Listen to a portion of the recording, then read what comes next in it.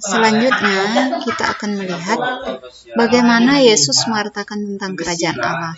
Ada dua cara yang dilakukan Yesus untuk mewartakan kerajaan Allah pada masa itu adalah yang pertama melalui perumpamaan dan kedua dengan tindakan dan mujizat. Kita masuk materi yang kedua berarti. Yesus mewartakan kerajaan Allah melalui perumpamaan. Apa itu perumpamaan? Perumpamaan adalah penyampaian pesan dengan menggunakan bahasa yang imajinatif atau sesuatu yang bisa dibayangkan. Kiasan, bukan makna yang sesungguhnya. Simbolis atau tanda atau perbandingan. Mengapa Yesus mewartakan kerajaan Allah melalui perumpamaan? Alasannya atau latar belakangannya adalah melihat pendengarnya. Latar belakang pendengarnya adalah yang pertama itu pendengar Yesus itu adalah orang-orang yang sederhana atau boleh dikatakan tidak atau kurang berpendidikan. Nah, ini ya, jadi dilihat pendengar atau audiensnya. Orang-orang yang seperti ini percaya jika ada buktinya. Kemudian mengapa Yesus menggunakan perumpamaan? Lebih jelasnya adalah dengan menggunakan perumpamaan, orang yang mendengar ajarannya diharapkan dapat lebih mudah mengerti, lebih mudah memahami, serta dengan demikian mudah melaksanakan ajarannya dalam kehidupan nyata. Nah, dalam mewartakan kerajaan Allah, Yesus seringkali menggunakan perumpamaan sesuai dengan situasi dan kondisi para pendengarnya, dan biasanya diambil dari hal-hal yang ada dalam kehidupan masyarakat sehari-hari, baik yang berupa benda atau pengalaman atau kejadian atau kebiasaan, sehingga orang-orang yang mendengarkannya itu lebih mudah memahami ajaran Yesus.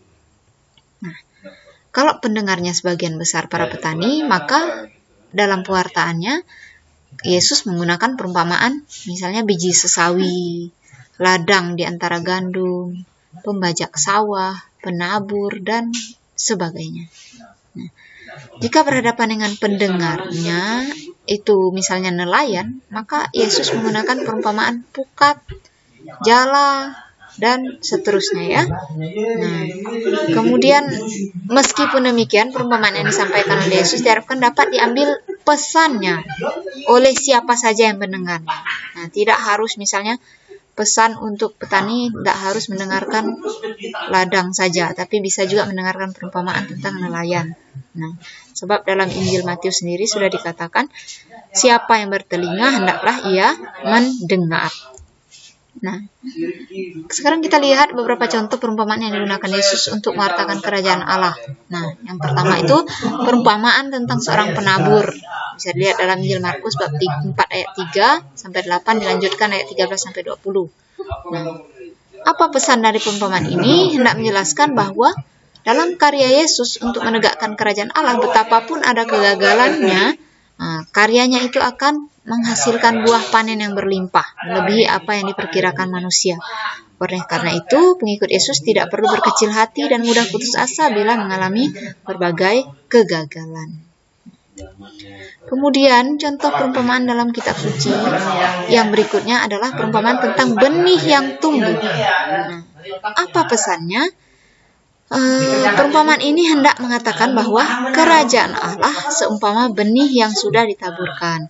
Lalu ia akan tumbuh sendiri, bahkan petani sering tidak mengetahui kapan ia akan bertunas dan kapan akan keluar bunganya, kapan persisnya buah akan terbentuk. Itu petani sendiri tidak tahu. Demikian pula tumbuhnya kerajaan Allah sering tidak bisa diamati pasti, tergantung sepenuhnya kepada penyelenggaraan Allah sendiri, bukan usaha manusia. Bahkan manusia tidak bisa memaksa supaya cepat atau memperlambat pertumbuhannya. Pada saat yang tepat, Allah sendirilah yang akan menegakkan kerajaan Allah. Nah, perumpamaan tentang lalang di antara gandum. Kerajaan Allah yang ditawarkan oleh Yesus ini untuk semua orang. Nah, tidak terkecuali. Untuk tegaknya kerajaan Allah tidak harus dengan cara segera menghabisi orang jahat, melainkan memberi kesempatan mereka untuk bertobat. sebab kerajaan Allah sendiri yang akan menghakimi mereka, bukan manusia yang menghakimi sesama manusianya. Allah sendiri mencintai dan menghendaki semua manusia yang baik dan yang jahat. Tegaknya kerajaan Allah justru terjadi bila yang baik dan yang jahat bisa hidup bersama dan dengan penuh kesabaran serta cinta kasih mendorong yang jahat menjadi baik. Nah, kemudian perumpamaan tentang pukat. Apa pesannya? Nah, kerajaan Allah itu bagaikan pukat yang ketika ditebarkan akan mendapatkan bermacam-macam ikan. Ada yang besar, ada yang kecil, ada yang beracun, ada yang tidak.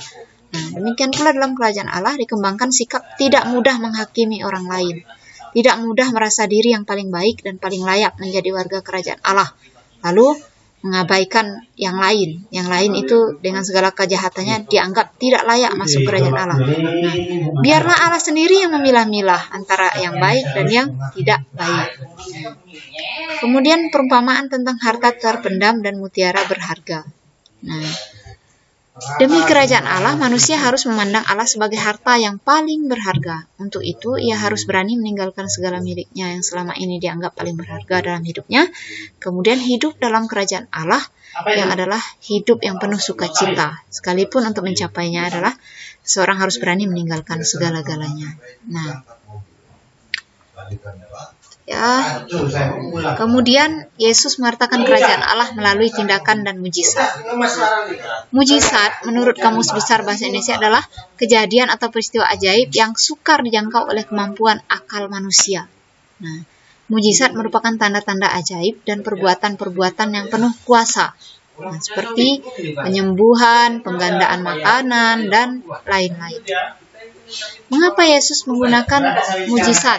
Nah, ini Yesus mau menunjukkan bahwa dia tidak hanya dengan berbicara, dengan menyampaikan perumpamaan, tidak hanya mengajar tentang kerajaan Allah, tetapi memberi kesaksian sendiri tentang kerajaan Allah melalui perbuatan-perbuatan nyatanya. Nah, jadi Yesus itu membuat nyata sesuatu yang tidak nyata menjadi nyata dan bisa ditangkap oleh panca indera manusia. Nah, kerajaan Allah yang diwartakan oleh Yesus tidak ditujukan kepada kelompok atau golongan tertentu saja, tetapi untuk semua orang. Ia merangkul semua orang yang baik maupun yang jahat agar dapat merasakan keselamatan. Nah, dalam hal ini kita bisa melihat sikap Yesus terhadap para pendosa. Nah, bagi orang Yahudi dosa itu menular seperti kuman. Nah, tinggal serumah dengan orang jahat, apalagi makan bersama dengan mereka, berarti kena dosa itu sendiri. Jadi, menjadi orang berdosa juga. Nah, tetapi Yesus justru bergaul dengan para pegawai pajak yang dianggap pada umumnya sebagai koruptor dan pemeras. Ia bertemu dan menyapa orang-orang yang setengah kafir seperti bangsa Samaria, mendatangi negeri-negeri yang kafir dan berbicara akrab dengan mereka. Ini sikap Yesus terhadap kaum pendosa, ya. Nah, demikian juga sikap Yesus terhadap wanita, karena dalam masyarakat Yahudi wanita itu dianggap sebagai manusia kelas 2. Nah, tidak diperhitungkan. Nah, oleh karenanya, orang laki-laki, terlebih seorang guru agama, tidak boleh berbicara dengan seorang perempuan yang belum dikenalnya. Tapi Yesus melawan perlakuan yang tidak adil terhadap wanita itu dengan bergaul juga dengan wanita. Bahkan ada wanita-wanita tertentu yang mengikutinya kemanapun dia pergi, ikut mewartakan tentang kerajaan Allah. Yesus juga menyapa dan bergaul dengan wanita-wanita kafir yang belum dikenalnya, seperti wanita Samaria. Dia tidak saja bergaul dengan sembarangan wanita, tetapi juga berusaha membela wanita-wanita yang mungkin dianggap tidak baik, lalu membuat hidup mereka menjadi berubah menjadi baik.